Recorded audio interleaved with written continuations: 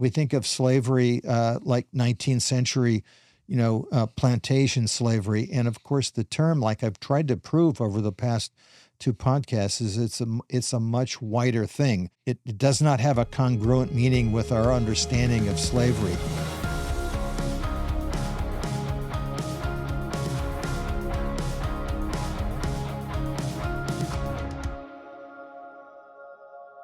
Welcome back to the Buried Bible Podcast. As always, I'm Keegan Walls, sitting next to the handy-dandy scholar, Mark Chavalas, and we are here to continue our study on our little mini-series, Slavery in the Bible. We know, we feel it, highly contentious, debated topic, very difficult topic, no matter what side you fall on. What does the Bible really say about slavery? And we are going to deal with it mainly in the context of the Old Testament now, so finally getting to the actual biblical slavery. And so I won't hold this up any longer. I'll turn it over to the professor, the scholar, and we will look at what does the Bible really say about slavery. Well, and of course, this is just my best attempt at trying to look at it. I think I've said it before. I'm not an apologist. I'm simply somebody who's trying hard to understand it in its ancient Near Eastern context. And I'm going to emphasize what Keegan just said. If you haven't looked at the previous two podcasts, I really encourage you strongly to do that, because I've tried very hard to provide a context for understanding the concept of biblical slavery, because without that context, it won't make a lot of sense. It might not make a lot of sense anyway. I am going to, by the way, throw Keegan a little curve here, is that there was something I forgot in terms of the ancient Near East. By the way, I'm actually not going to throw a curve. I'm going to throw you a knuckleball, but it would be a knuckleball thrown by Nolan Ryan. So that would be a painful thing, because, of course, you never know where knuckler is going to go. But there are some things in the ancient Near East that talk a lot about slavery that I forgot to mention, and they're trial records. We actually have transcripts of trials. Sometimes we don't know what the decision is, and slaves are figure prominently in trial records. And I'm going to show you two books here, just that from the same series I've talked about many times, The Writings from the Ancient World, Society of Biblical Literature. This is one by Shalom Holtz, Neo-Babylonian Trial Records, another bestseller, of course. And the other one, which I will talk about probably when we talk about law, which is going to be coming up, but I won't address it today, Judicial Decisions in the Ancient Near East, edited by Sophie Demar Lafont and Dan Fleming, who is a good colleague of mine, who, by the way, Dan, I'm coming for you one of these days. We're going to ask you to come on. But these are hundreds and hundreds of judicial decisions. And by the way, you know what's interesting about them? They never cite the law codes. And we'll address that in the future. But I want to look at one particular judicial decision concerning a slave, which is, again, seemingly counterintuitive to our idea of a slave being, a complete chattel. We think of slavery like 19th century, plantation slavery. And of course, the term, like I've tried to prove over the past two podcasts, is it's a much wider thing. I'm not advocating it, of course, but I'm trying to show you that it does not have a congruent meaning with our understanding of slavery. So here's a trial record. It's from Holtz's book. It's text number 20 on page 70 and following. Holtz titles this, "A Slave's Attempt at Self-Liberation." Just by saying that is really fascinating to me. That means if you are a slave, it doesn't say what type of slave this person is, you're able to basically represent yourself in court, which seems like it would be an odd thing to do. And I already told you about ancient Near Eastern slavery, where slaves could get married, they could own property, slaves could own their own slaves. That sometimes they had more money than their masters, which just seems odd and counterintuitive to us. But it's because, of course, the term slave had a much wider range of meanings than we think of in the present day. So here's a slave. By the way, this was originally copied by my great grand professor Strassmeyer in 1889. And no, I was not there when it happened, by the way, if you're wondering. And so here's a fragment of the text. Bariki Eli, the silver redeemed slave of Gagaya, daughter of Bel-Natsir. By the way, that's really interesting. So here's a guy who's been ransomed, but he was a slave of a woman. And I think I've said this before, an upper class woman has a better life than a lower class male. Okay, so how would a woman, by the way, a woman, she doesn't even have to be a widow necessarily. In this particular case, I don't think we know, but she has her own slaves, and it's not a female slave, it's a male slave that she had, who in the year 35 of Nebuchadnezzar, king of Babylon, that's the Nebuchadnezzar, who, by the way, if you really want to be point ahead and win at, let's say, cocktail parties with information, this is Nebuchadnezzar II. He's the one who destroyed Jerusalem. And so year 35, if he begins his reign in 604, where are we? Around 570, 569 BC. And I was going to say it's in the Neo-Babylonian period, but I already knew that because of the title of the book, Neo-Babylonian Trial Records. Wow, who knew? So anyways, king of Babylon, who was for 1/3 of a mina and 8 shekels of silver, brought suit. And here's his suit. I'm a free man of Bel-Rimini, the third charioteer under the authority of Shamash Mudamik, son of all these guys. And who does he have to come in front of? This is the thing that's interesting to me. He comes before the Sukalu, who are some sort of governing authority. It's a very, very ancient term, originally from Sumerian, and in early periods they were actually governors. Here it's a governing body. Then a group of people called the Great Ones, and then judges. And now this is now during the time of Nabonidus. It's probably about 20 years later. And so, in other words, this is a suit about a guy who's basically he thinks he's purchased his freedom at this point already, but it's 20 years later that he's now arguing. And why is he arguing? Here, they read the contracts pertaining to this guy's slave status from year 35 of Nebuchadnezzar through year 7 of Nabonidus. And like I said, that's approximately 20 years later. It says he was sold for silver, pledged as a pledge, given as dowry to Niptaya, daughter of Gugaya. All these details are, again, difficult, and I don't want to explain all this. And so they said, you argued you're a free man. Show us the evidence of your free status. This is the guy's answer. This is the slave's answer.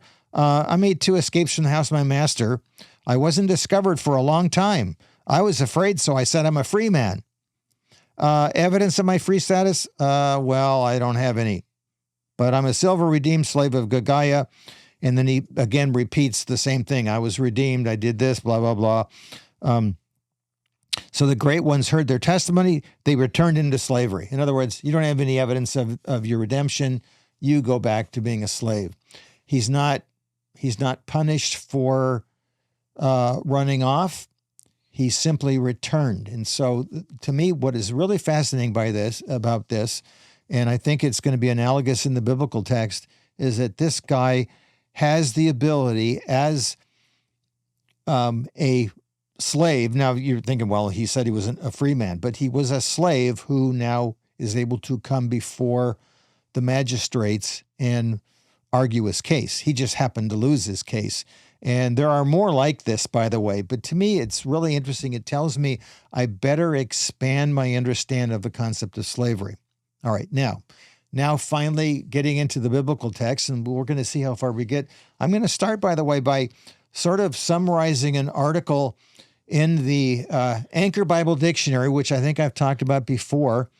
You can actually get a PDF file of the entire thing, but it's about 6,000 pages. And so you better have a lot of memory on your computer, but you can find it. This came out in the 90s. It's like the gold standard for Bible dictionaries, even though it's now over 30 years old. And so hopefully maybe they'll do an updating at some point. The article on slavery has a number of parts, and I think I mentioned this, in the previous podcast. The one on Old Testament and the ancient Near Eastern slavery was done by Muhammad Dandamayev, one of the greatest of all Soviet Assyriologists. And so I'm going to give you a couple of ideas from him about what biblical slavery was. Now, he was not a biblical scholar. He was clearly a cuneiform scholar, primarily, by the way, Iran and late period Babylonian, and then the Iranian period, the Persian period of Mesopotamia, which, by the way, we have a tremendous amount of documentation from Mesopotamia about the Persian period, much, much more than we have from Iran, by the way, interestingly enough. And so if you want to know about the Persian Empire, the best place to start in terms of the daily life is looking at administrative texts from one of its provincial areas. And Dandamayev was one of these scholars who worked on it. Now, the first thing he brings up is something that might be interesting to you. That the Hebrew term for servant or slave is ebed. And by the way, it's the term that is used 90+% of the time for the subordinate, but it comes from a Hebrew root that really the basic meaning is to work. Okay, so in other words, the most basic meaning of the term is worker, but clearly the worker is in a subordinate situation. Well, that's really not that different than the present day if you think about it. You know, if I say, well, I work for Keegan, well, clearly the mere fact that I say that means that I'm in some sort of subordinate status to him because, of course, you know, Keegan might say, well, guess what? You're not working for me anymore. Wait a minute. I'm losing my subsistence. You know, what do I do now? I have to go work for somebody else. And so I've said this before, and I'm going to have to say it until I'm blue in the face. If the ancients would look at the modern day concept of employment and they would consider much of it as slavery, oh yes, you have some relative freedom, but it's all relative. It's not that different than what we do.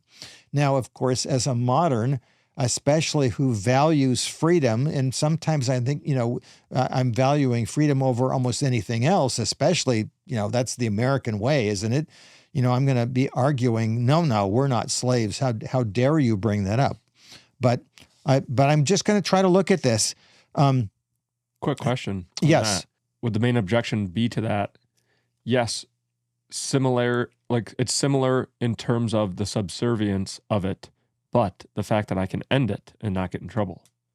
Yes, and so is it more just the similarity between the function of that in and of itself, as opposed to the function of that in society as a whole? Well, I'll just go get a new employee. Yeah, not get in trouble. Yes, but of course, but you still have to do it. You know, in other words, I can change my master is basically what they're saying. Is that all right? I have. So, but they would argue, I think, it's relative. And like I've said before, when you take cultural attribute from civilization A and you superimpose it upon civilization B, they're not going to make a lot of sense. Okay. And again, when I'm doing this, I'm in no way trying to justify what we're looking at. It's hard to imagine the concept of slavery in any good way. And so before I go any further, I'm going to say the same thing that, you know, I think this is analogous to what happens with Jesus. I plan on doing a whole podcast on the ancient Near Eastern and biblical concept of divorce, by the way, at some point. It might take one or two podcasts. But I'll probably start off with what Jesus says about divorce when he's asked about it, whether it's permitted, etc. And of course, instead of going to the divorce law, what does Jesus do in Matthew 19? He goes to the ideal in Genesis 1 and 2.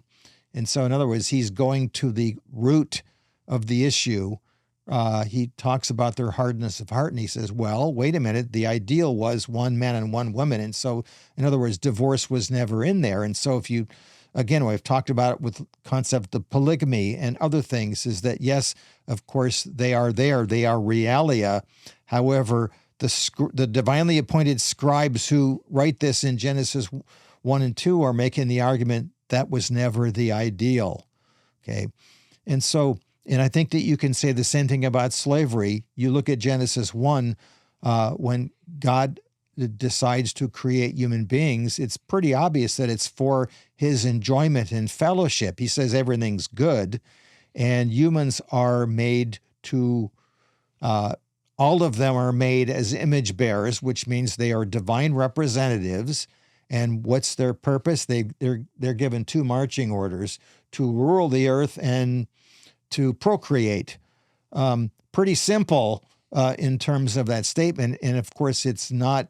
It doesn't mean there's no hierarchy. It just means that at that point, we're all under the same rubric. We're all, in a sense, at least potential rulers from that standpoint. So, and by the way, you think the irony of here's Moses writing to a bunch of people who just came out of Egypt with probably slave markings on them. They get a load of this, Shlomo, we're supposed to be rulers. That's pretty funny, especially if they're looking at it from perhaps a cynical standpoint. So, and I think somebody made a comment about this in one of the previous two podcasts. Well, what's the matter with you? The term is translated with all these different words: servant, slave, worker, etc. No, it's all the same word in Hebrew. And so when it's translated differently in the Bible, it's because the translator has made the difficult determination: what's the best word in English that describes what's happening in this particular situation? Did they always get it right? Well, no, but nobody asked me. Remember, I'm a Mesopotamian scholar. I'm not a Hebrew scholar when it comes to the expertise here. And so I can feel for them trying to figure out what's the best word to use in English to translate this term ebed. And, we have the same thing in Mesopotamia. There's an ilku duty, which is required of free persons. They are, in a sense, it's basically forced labor for the government for a period of time. And so if I'm really rich, I might say, well, I can't afford to do ilku duty, so I'm going to sell it to Keegan and have him do that 1 year government duty. The problem is that if I get caught, I get in trouble. And so, in many respects, that looks like a form of slavery. So he says that'd be kind of like wartime. Yeah, it's exactly right. That's exactly what it is. You think about it. You're conscripted to go to war. The ancients, in some respect, would look at that and say, well, yeah, that's like slavery, from their standpoint. So he says the word ebed, however, denoted not only actual slaves occupied in production or in the household, but also persons in subordinate positions, mainly subordinate with regard to the king and his higher officials. By the way, this is exactly what I've already talked about with the ancient Near East. And in fact, his argument, Don Demaev's argument, is that the concept is no different. In other words, the system is the same here as it was elsewhere. The difference that I'm going to argue is that in the Bible, they're, I think, more explicit about how you treat the person who is in this particular position. So we'll go through this. And so, for example, the patriarchs, Abraham, Isaac, and Jacob, prophets, David, Solomon, other kings are regularly called slaves of Yahweh. Okay. Similarly, all subjects of Israel and Judah are called slaves of their kings, and by the way, wives, sons, and brothers, either slaves of God or sometimes even slaves of the husband. A wife might even call her husband master. What does that mean? Is she chattel? Well, certainly not. But that we bristle at that, like, oh my goodness. I mean, yeah. Okay. So this is his argument. I'm in his first page. I don't have the page number on here. It's natural that the same vague and inexplicitly formulated social terminology characteristic of the ancient Near East is also used in the Bible. Then he says, in modern translations of the Bible, ebed or doulos, that's the Greek one, and several other similar terms are rendered slave as well as servant, attendant, etc. Such translations, however, might create some confusion and give the incorrect impression that special terms for the designation of servants and slaves are attested. and they're not. That's the whole point, is that we have this problem, is that, like I said before, ebed is almost always the term. Occasionally we'll have a term for female servant, but it's here. So you think about it. Now, maybe I'll go to the New Testament for just a second. You think about it. What does Jesus call himself in that famous passage in Philippians 2, where basically Paul is saying, and he seems to be quoting an early Christian hymn, that, Paul is saying that Jesus thought it not robbery that it was equal with God, all right? And then it says, so he's in the form of the divine being.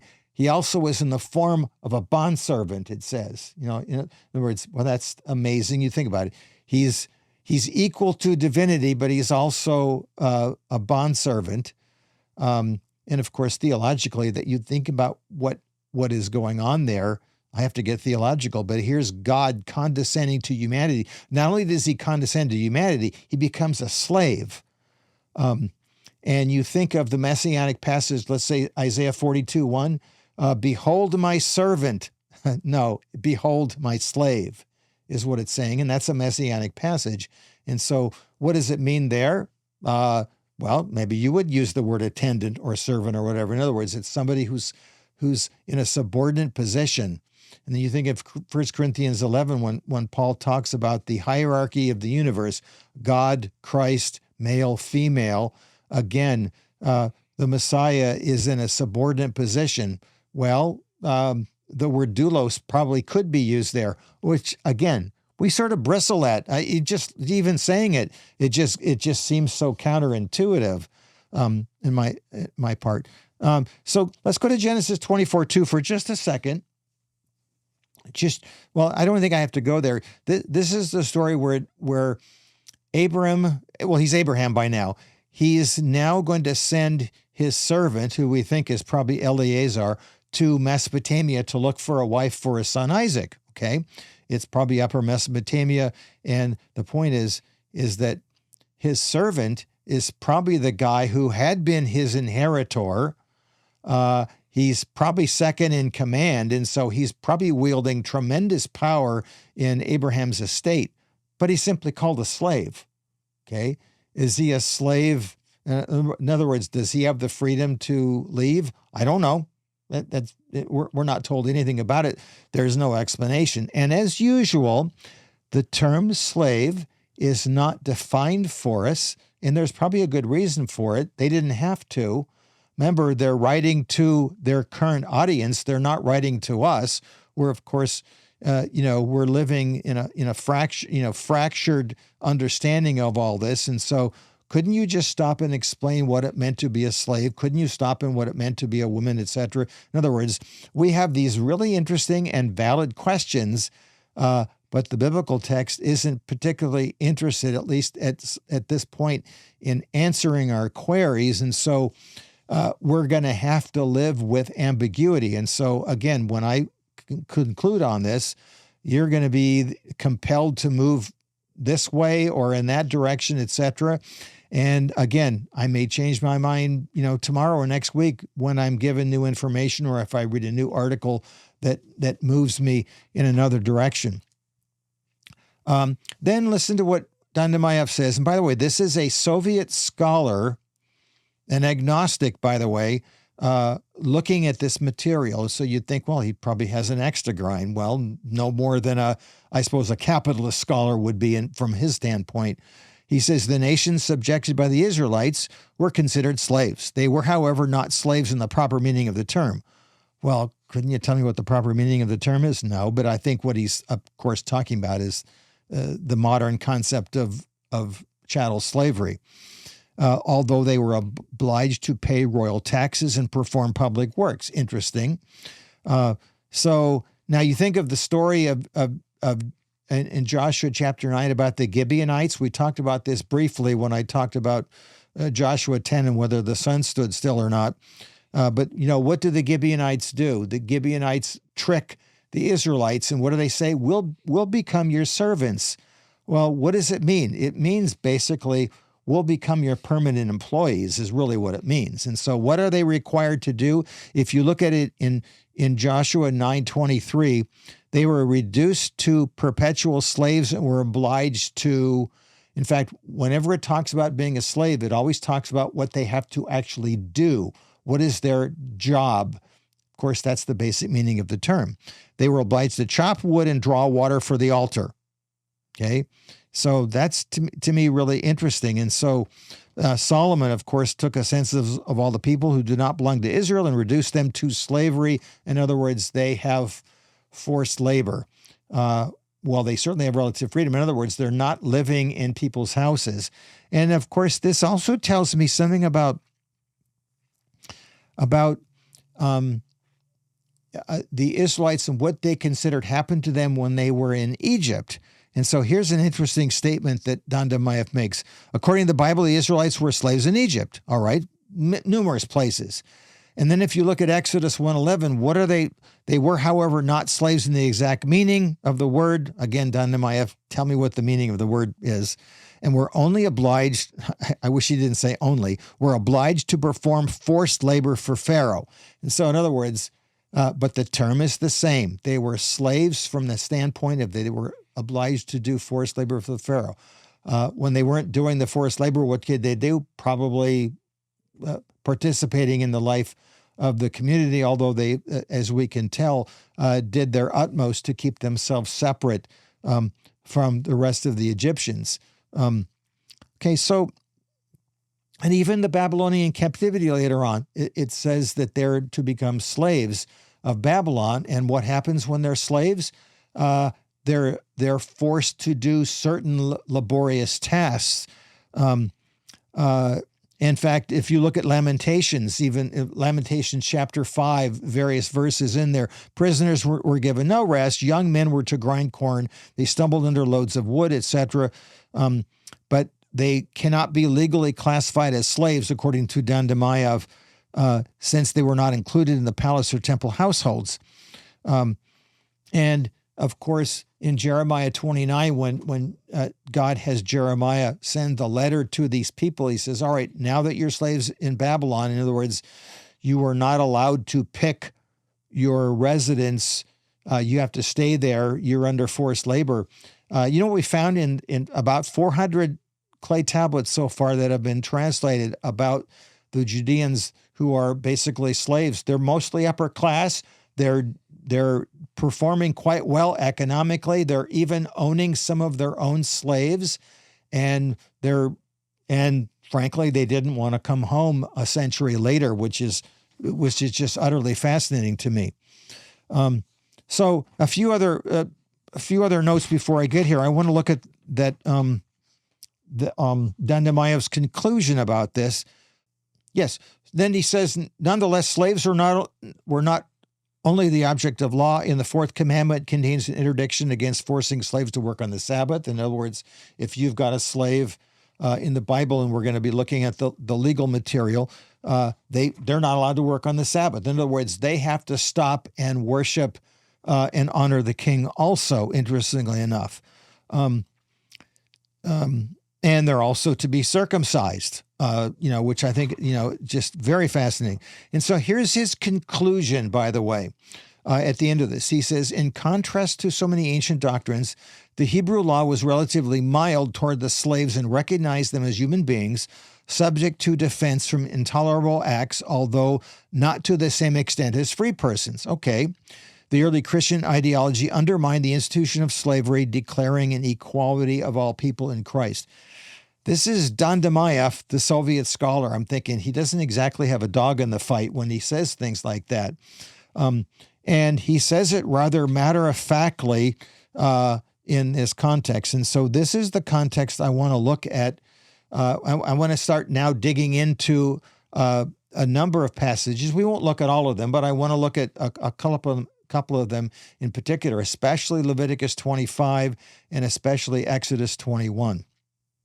I'm going to talk about law in general pretty soon and exactly what it meant. Certainly, the legal material was taken very literally by the rabbinical tradition later on. But in its original context, we're going to have to try to understand exactly what's going on. And by the way, you think of all the laws in Exodus, they seem to be repeated in Deuteronomy. There's probably a good reason for that. It's now for another generation. And it's updated basically from a people who are on the run and wandering to a people group who are now settled in somewhat rural, but also in civic, in city communities. And so there's some modifications that have been done. So what do you do about that? Anyway, so Leviticus, let me just read portions of this and just start looking at it. The whole point of, let's say, Leviticus 25 is to talk about those who are poor and unfortunate and the whole concept of redemption. So, for example, and you think about it, Leviticus 25:23, the land, moreover, shall not be sold permanently, for the land is mine. In other words, you're basically just a renter when you're on the land of Israel, for you are but aliens and sojourners with me. So thus every piece of property you are provide redemption for the land. If a fellow countryman of yours becomes so poor that he has to sell part of his property to his nearest kinsman, is to come and buy back what his relative has sold. That's the kinsman redeemer, etc. Okay, so if he doesn't have a kinsman, but so verse 26, so recovers his means as to find sufficient for his redemption, then he can calculate the years of the sale, etc. Not that this isn't interesting, but it's sort of preparing the point. And then you get to verse 35, where how about if you're so poor that you can't redeem it and you don't have anybody who can redeem it for you? Then what happens if the ultimate happens, the worst case scenario?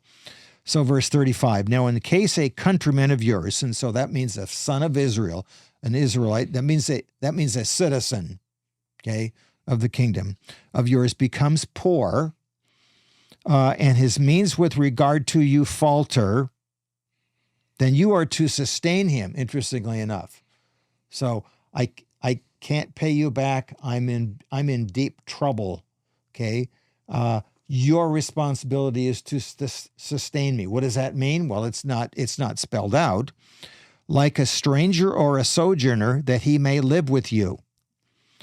And then, of course, and this is the context for not charging interest, by the way. And so is it intrinsically wrong to charge interest? Well, in this particular case, it is, because I'm already destitute. And so when you talk about passages like that, you have to look at them in context to see what's going on here. Sorry, I'm explaining everything as I go on. And then verse 37, you shall not give him your silver at interest, nor your food for gain. And then, in case you forgot who's saying this, I'm the Lord your God. And of course, what is he who brought you out of the land of Egypt, to give you the land of Canaan, and to be your God? And by the way, this is really one of the fundamental differences between the whole institution of, societal relationships in Israel. Though they look like the ancient Near East, the meaning behind them is going to have that fundamental difference. You're doing this because of me. Remember, you were slaves in Egypt. And of course, in Mesopotamia, remember, you're all slaves. The gods were slaves, and we're simply made to be slave workers for the gods. And so whether or not you're a high-class slave or a low-class slave, it's sort of meaningless. Here, there's a nuance, in my opinion. So anyway, think about it. 39 is really interesting to me. If a countryman of yours becomes so poor with regard to you that he sells himself to you, so what would that be? You think about all this, the types of slavery that we talked about in the ancient Near East. I'm a debt slave. I might be a distraint slave. In other words, that's sort of like the opposite. In other words, I willingly sell myself to you, or you're the person who's been offended, and so you come and take. You're doing the distraint. You're now forcing my hand. Those are two halves of the same thing. Or it's the famine slave, where I'm going to die. Please let me come temporarily, or however long, or I give you over my child, or whatever, whatever it is. all those types of slavery seem to exist in Israel. And of course, there's also permanent slaves. How does that work? So all these categories exist, but it's all the same word, and none of it is ever explained. This is why you can have people writing entire books, for example, on the end of Exodus 21, saying, no, this is talking about a chattel slave. No, this is a dead slave.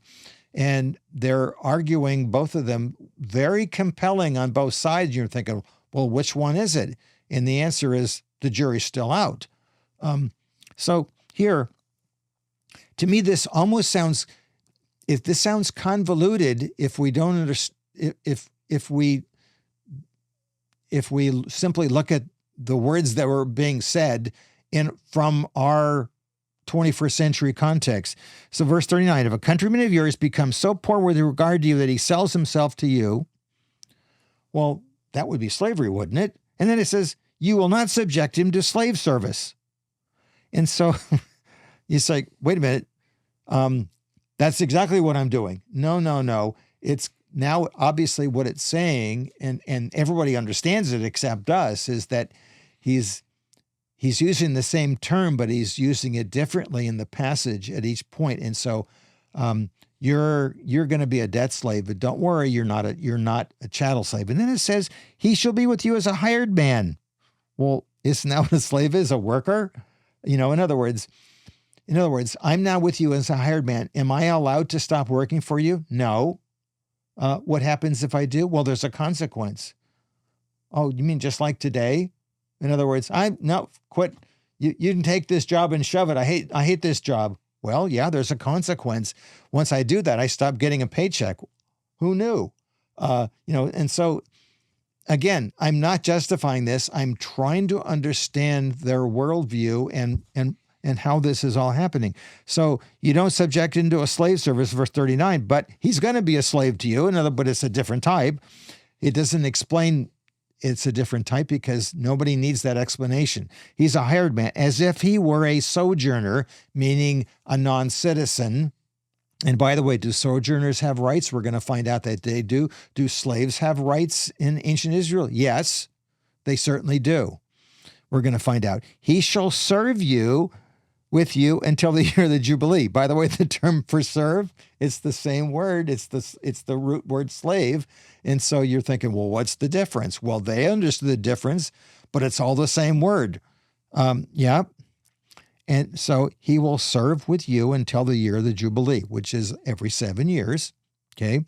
By the way, they had a similar term in Mesopotamia. They didn't have it every 7 years, just like this, but the king often would call what we would call the term Jubilee, often when they became rulers.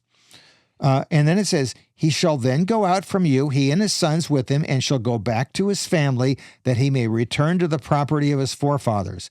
And I've got news for you. If I'm a family head and I've got this problem, I'm going to guess, because what we don't have in Israel that we have in Mesopotamia is we have thousands of contracts finding out what actually happened in the real world. And in the real world, if I'm in debt to Keegan, guess what? It's my oldest, strong, strapping son who's going to go working for him, because if I go there, my family just goes belly up. And so because I'm the primary wage earner, and so now. So my oldest son or my strongest son or whatever it is who's living at home is now going to go do it. And so here, this is quite theoretical from that standpoint. And then it says, verse 42, for they are my slaves whom I brought out of the land of Egypt. They are not to be sold in a slave sale. You're thinking, it's all the same word. It keeps on using it, but it's sort of almost a pun if you think about it. In other words, you're not to take them because they're my servants. And of course, it's okay to be a servant of Yahweh because he's a good master. That's the whole point of this. And then it says, you shall not, verse 43, you shall not rule over him with severity, but you are to revere your God. Okay, which is to fear God. Fear God and take care of the person who is put themselves in a subordinate position to you. As for your male and female slaves, verse 44, whom you may have, you may acquire male and female slaves from the pagan nations that are around you. That's a tough one, of course. Then too, verse 45, it is out of the sons of the sojourners who live as aliens among you that you may gain acquisition, and out of their families who are with you, whom they will have produced in your land, they also may become your possession. You know, it's interesting to me about this is that, the sojourner is not able to own land. And, by the way, that principle is not that different than the present day. I remember being in Syria in the 70s, and our director, Bucciolati, wanted to purchase a plot of land to build a dig house on because we were renting out rooms in the town where we were, and he wanted to build a dig house. Great. Well, we found out, he probably already knew this, but I didn't know it, that we could, as aliens, as outsiders, we could not purchase the land, so we had to have a local purchase the land. We paid them, in a sense. And so there was this fiction that the local owned the land because we couldn't buy it. We were aliens from that standpoint. But of course, for all practical purposes, it was our land. But in the book of Ezekiel, when it's talking about the future land, the alien, I think it's Ezekiel 47, I don't remember the verse, actually owns the land. In other words, they can also own land in the nation of Israel because, of course, at that point, the nations get to mingle with Israel, interestingly enough. And so that was their ideal. In other words, they saw that. And so to me, that sort of, I think, emphasizes the principle of Genesis 1 and 2. They knew what the ideal was. Now, how do we deal with the real world? This is how they're dealing with the real world. Then verse 46, you may even bequeath them to your sons after you to receive as a possession. You can use them as permanent slaves, but in respect to your countrymen, the sons of Israel, that means citizens, you shall not rule with severity over one another. Okay, that's tough. Then they continue on because there's still a few more things to try to explain and then move on. My note, Ezekiel 47, 21 to 22 about the alien getting land. All right, now a little bit further. Well, no, let me go back to Leviticus 19 for a minute, interestingly enough, because, by the way, this is in the middle of sexual purity laws, but Leviticus 19:33 and 34. When a stranger resides with you in your land, you shall do him no wrong. The stranger who resides with you shall be to you as a native among you, and you shall love him as yourself, for you were aliens in the land of Egypt. I am the Lord your God. And of course, the term alien there, it's not the word for slave, but that's the whole point. And you know what an alien is? The term that is used in Exodus 21 is the term Hebrew, which is almost never used. If you look in the Bible, the term Hebrew is almost always used by outsiders when they talk about the sons of Israel. They'll use the term Hebrew, which was probably a pejorative term, by the way. We find it all over the Near East, Habiru, and it usually means someone who is not part of the environment. In other words, they're either outsiders, either socially, culturally, nationally, etc. Whoever they are, they're not part of the group, and they're usually wanderers. And so, for example, when Abram's a Hebrew, when David's a Hebrew, they're in the situation of being a Hebrew. Well, I'm getting off track. First time I know ever. So you think about it. Verse 35 in Leviticus 19, you shall do no wrong in judgment, measurement of weight or capacity, just balances, etc. And so, again, you're supposed to treat the outsider, even the alien, the sojourner, the servant, etc., all of them above, you're to do them no wrong. And so, in other words, for the most part, they seem to have the same rights as the Israelite citizen. Now, there is a tension here between that and what's going on in Leviticus 25, which, by the way, I cannot resolve. Then you go, let's say, to Leviticus 24, 22, before I get back to 25 for a minute. And 24, 22, this is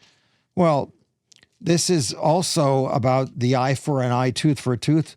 22, there shall be one standard for you. It shall be for the stranger as well as the native, for I am the Lord your God. Again, the standard is for the same, whether you're a naturalized citizen or an alien or whatever, you're living here, you are afforded the same rights. How does this work out in principle? That's another story. Now, back to try to finish Leviticus 25 through this and see how this works. Verse 47, now if the means of a stranger or of a sojourner with you becomes sufficient, and a countryman of yours becomes so poor with regard to him as to sell himself to a stranger, and by the way, the biblical laws are much like the ancient Near Eastern laws. They're sometimes a scribal exercise where they're thinking, well, what if this happens? What if that happens? Sometimes they're not necessarily culturally realistic. And but let me make sure we cover this. So how about if somebody's, in other words, if I'm a poor person, I would probably be willing to sell myself to another fellow Israelite. What happens if you're not available for it, or I can't do that, but I have to sell myself to a resident alien?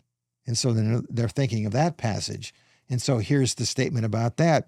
If you sell yourself to a stranger who is sojourning with you, or to a descendant of a stranger's family, then he shall have redemption right after he's been sold. By the way, a better word for redemption there is probably ransom.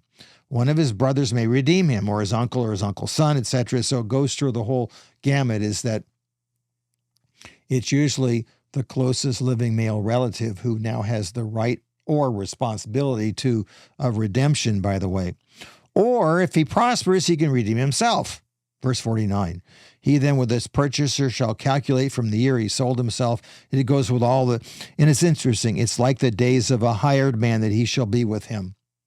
Oh, and of course the term for hired man, though it is a different term, what are you doing when you're a hired man? You're doing, forced labor for someone.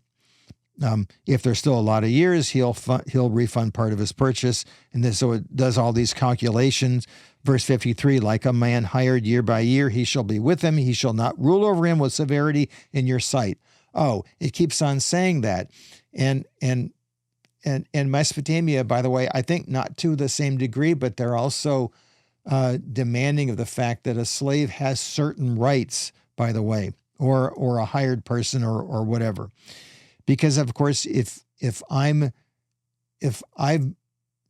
hired myself out to you, the term is slave, by the way. Even if he's not redeemed by these means, he shall go out in the year of the Jubilee. And then it summarizes verse 55, for the sons of Israel are my servants. They are my servants whom I brought out from the land of Egypt. I am the Lord your God. Okay, again, I'm trying to do this to show, again, that Leviticus 20, I'm trying to explain Leviticus 25 in the context of the ancient Near East. It fits perfectly from that standpoint. Let's stop on Leviticus 25, because obviously this is one of the big points.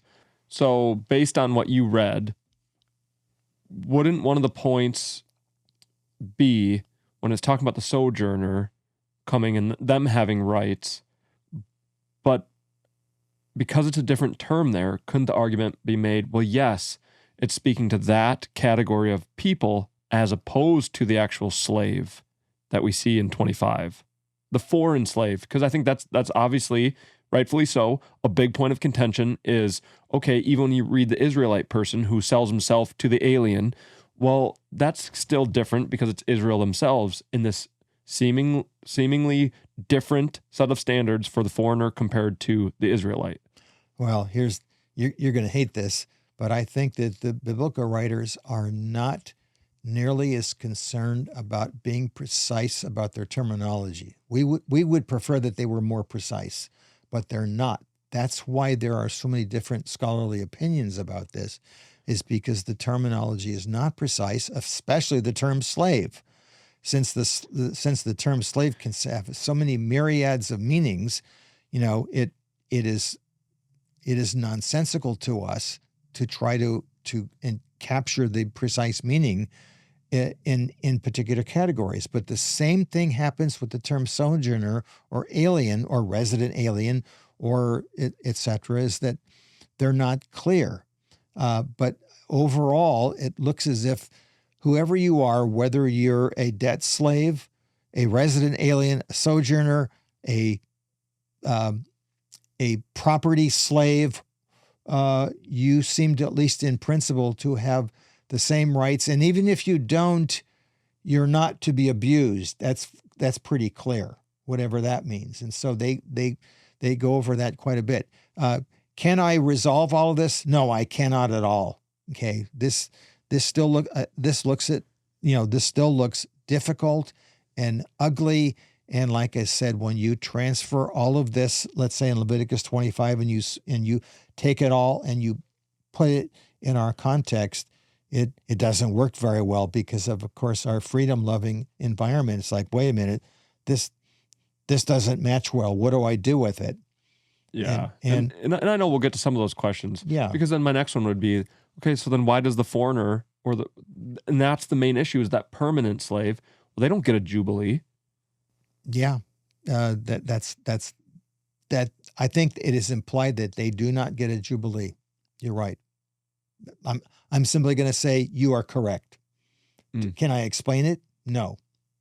I cannot explain that one. And I think that anyone who tries to explain it away is doing an injustice to the text. It's there. It's really difficult. And all I can say is that the person who's a permanent slave, the Levitical laws demand that you treat them justly, whatever that means. And so in other words, their situation is not going to change, but you treat them justly. Okay? Yeah. Does that appeal to our modern sensibilities? My first reaction is no, it does not. If I were in charge, I would change that. Right. But nobody asked me, I suppose, is my response. Yeah. And again, we're going to be sitting with we're not going to try to resolve everything right now, and we're trying to move our way down. We'll deal with some more of the major and big questions. But yeah, that was one I had. And then the other one would be, you explain can you explain the Levitical law in terms of just the way that they're set up and how we look at them briefly. We're going to do a whole thing on law, just because in the ancient Near East, we're reading this and again thinking 21st century law like we think law, as opposed to you have these individual things, if then, which is, again, that's not minimizing this, but again, it's, at least for me, helping me understand. So what's actually going on here? Years ago, John Walton, in one of his books, made what was considered to be, I think, in the Christian world, the outlandish statement that the biblical laws should be categorized as wisdom literature.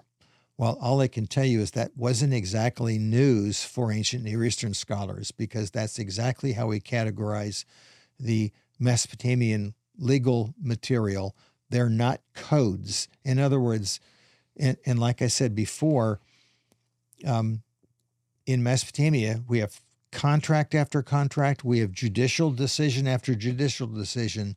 Not once do they cite a law code for their decision. It doesn't say, Hammurabi 33, I'm throwing you in the water. It doesn't, they never happen. So we have to try to figure out, okay, so in that case, what are the laws for? And they're not comprehensive. And by the way, my argument is going to be the biblical text is pretty much the same way. The laws they're in the middle of a narrative. And by the way, they're in the middle of a narrative concerning a covenantal situation. Think about it. Where do the laws start? The laws start after the covenant is made. And like ancient Near Eastern covenants, let's say that if the Hittites make a covenant with a subordinate king, if the Hittite king, he'll make the covenant, and then the stipulations are, this is what you'll be doing, this is what you won't be doing, etc. And so the format is very similar to what we find in the Bible, is that God makes a covenant with the sons of Israel. Those are his people now. They are his slaves. And since you're now under this covenant, these are the things that you are required from me. Okay. He gives them the 10 words to start off with, because literally this is the 10 words. And then after that, he goes into more specifics, and they're not comprehensive. They don't deal with every situation, but they usually deal with situations that are not obvious. In other words, to me, if you think about it, most of the laws or a good number of the laws in Exodus through Deuteronomy are dealing with situations that probably don't crop up often, and could not easily be dealt with in the community. And so, you and I have a argument. I'm arguing that, you didn't pay me back. You owe me this money. We both go before the authorities, who are judges. By the way, we're never told either in the Bible or in the ancient Near East, we don't even know who the judges are. We don't know how they're trained. We don't know how long they're ruling. We don't know any of that. But they seem to be family heads, and they come together and they'll make a decision on us, probably based upon the concept of ancient Near Eastern justice. The law codes, we're not exactly sure what they're for. We know how they're used later on during Jesus' time. They are considered to be the precise legal authority, but I do not think that that's how they were used in the First Temple period. And I know this is saying a lot, but it tries to help me understand. I mean, what are these for? They seem to be ideals to be looked at and observed when you're trying to make your decision. Here's your ideal to look at this. This is how you're supposed to operate. You're supposed to deal justly and kindly. But we're not told, because we don't have any contracts or judicial decisions. At least we have a couple of judicial decisions and narratives in the Bible, but we don't have any, contractual statements as to how things happen. So it really makes it difficult to understand. And like I said, we're going to spend probably podcast after podcast trying to look at the legal material. And of course, what is different about the Bible and the legal material is, first of all, the legal material, they believe, has a divine origin to it. It comes right from the mouth of God. And secondly, they mix together things that in Mesopotamia are separated. They mix the cultic regulations, the laws concerning what you do in the sanctuary, and holiness. They mix them together with social laws. In Mesopotamia, they divide those two. The Hammurabi Code deals with social law and civil law, but it does not deal with cultic law, which is another purview. They're mixed together almost indiscriminately in the biblical text, which is confusing to us, I suppose, at first blush, because it sort of goes back and forth in a ways that is not easily understood. They have their own way of looking at it, but we just have a hard time viewing it. But these laws are not comprehensive, and so and we're going to look at it, for example, with the divorce law in Deuteronomy 24. That's not a generic divorce law. In fact, I don't even think it's about divorce. Divorce happens in the law, but the law has another meaning to it. It's actually about not ripping your neighbor off. A divorce just happens to be the circumstances being used, but the rabbis later on used it as a divorce law. And so since women weren't divorcing men in the law, women can't divorce men. The law itself is so particular, and you're thinking, how often does this situation happen? Well, probably not very often. So to the modern mind, it's the difference between, how we say case law, so a case-by-case basis, yes, versus how we interpret the word law, which would be a mandate. Yes, exactly. And so it's a case study. And there are situations, by the way, we're going to look at them. For example, the daughters of Zelophehad in Numbers 27, they come to Moses with a circumstance that had not been dealt with in the law yet, and Moses didn't know what to do with it. And so when they bring their problem to Moses, Moses says, okay, just a minute, let me consult God. And then he comes back and says, you girls are right. And so now we'll make an amendment to this law. And then 9 chapters later, it's like, the girls are older, they're going to get married. What do we do now? We don't know. We better make another amendment. And so it tells me, at least in some cases, that sometimes the law was made, and by the way, usually the law was made without any of the particulars left in it. In fact, we find that sometimes in some of the Hammurabi laws where it'll talk about a circumstance, and then you'll find a situation maybe that happened when the king writes in a letter about a very particular thing that happened. They'll take all the names out and they'll make a law out of it. But again, it's circumstantial. So, well, I got to stop there because I can still feel the tension rising, which is, yeah. And I would argue this is the non-Christian viewing Scripture as opposed to the Christian viewing Scripture. Yeah. Obviously, one's going to have more of a cynical view. But if the law is given by God and is perfect, yeah.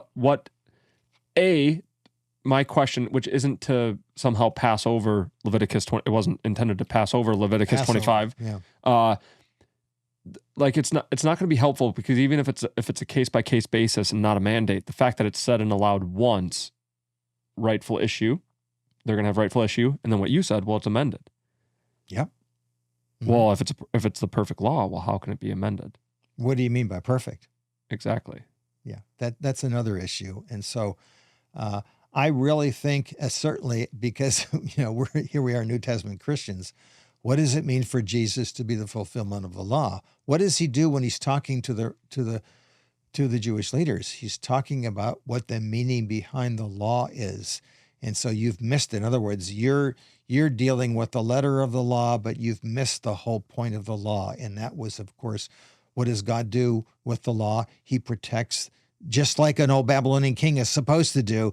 You're supposed to make sure that the orphan and the widow and the downtrodden and the poor and the slave are not abused by those who are rich.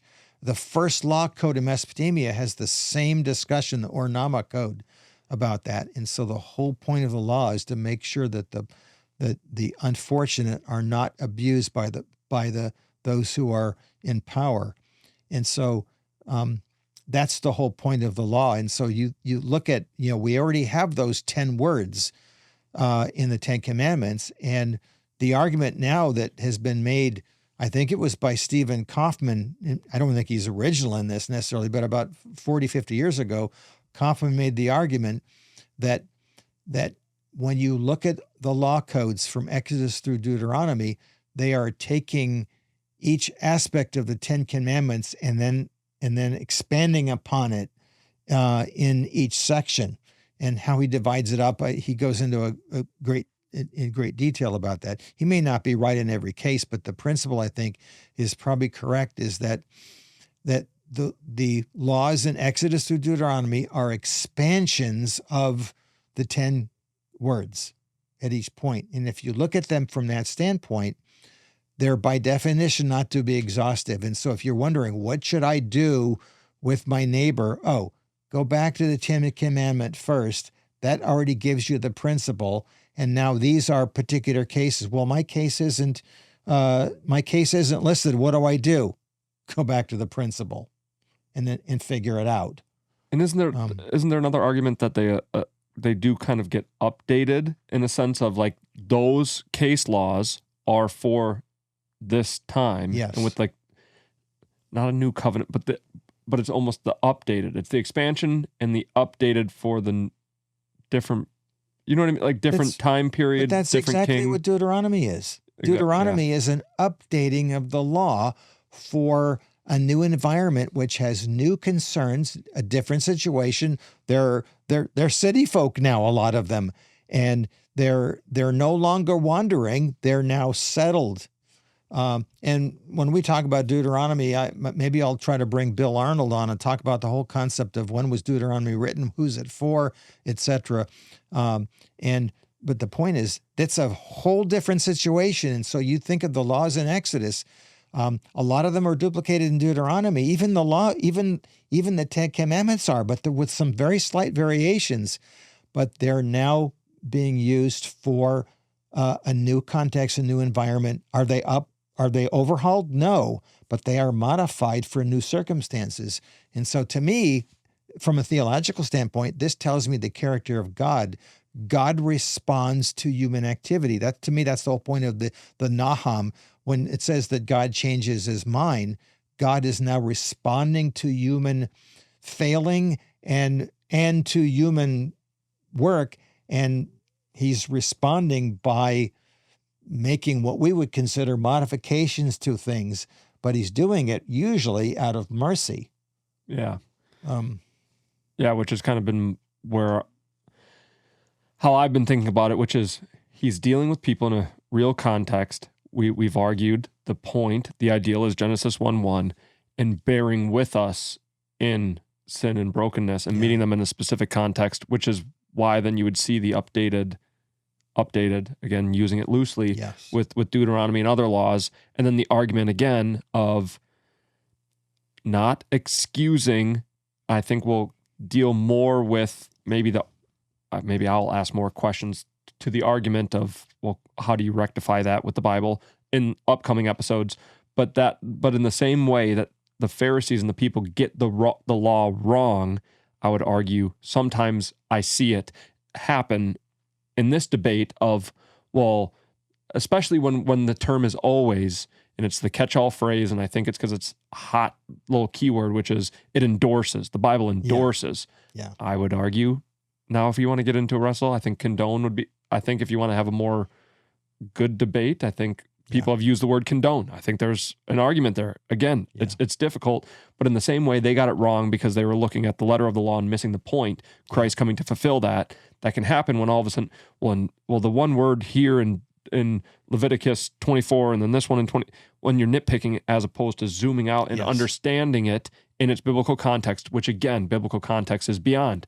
Well, I read it in context. I read the sentence before and after. Okay, well, did you read the chapter before and after and then the entire book? Yeah. God has an overarching mode of communication and redemptive plan and story. And so context is far beyond that. You got linguistic context, ancient Near Eastern context. You have context within the book itself, within the Old Testament itself, and God's whole story as a whole as well. And so that'd be my little thing. Remember, my goal is to explain, not to resolve. And so this is left unresolved, then I've got you right where I want you. Well, perfect. I think this is a good spot to stop. Yes. We know we didn't cover everything. We're going to continue this. We're going to continue our look into the Old Testament. And so this will be a good little pause. And our next episode is going to pick up right where we left off. So we hope you enjoyed. Leave us questions, comments, concerns, all those things. Like, subscribe, share. We appreciate you. Hope you enjoyed this episode, and we'll see you next time on the Buried Bible Podcast.